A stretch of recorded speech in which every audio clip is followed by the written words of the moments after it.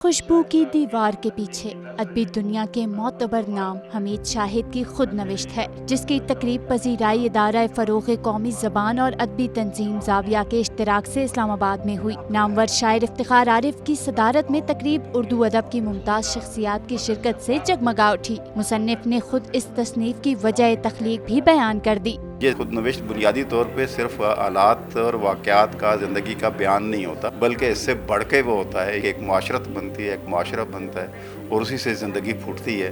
तो जो ज़िंदगी फूटने वाली है, मैंने उसे तलाश करने की कोशिश की है। मुकर्रिरीन ने इस खुद नविश्त को सराहते हुए उर्दू की तख्लीकी रिवायत में एक अहम इजाफा करार दिया। उर्दू की जो अहम तरीन खुद नविश्तें हैं उनमें इसका शुमार किया जाएगा। इस खुद नविश्त में एक पूरी ज़िंदगी सांस लेती हुई आपको दिखाई देगी। पाकिस्तान की एक अदबी तारीख़, जो एक मुतवाज़ी तारीख़ है पाकिस्तान की, उसके हवाले से अगर आप इस किताब को पढ़ेंगे तो बहुत कुछ सीखने को और सोचने और समझने को है।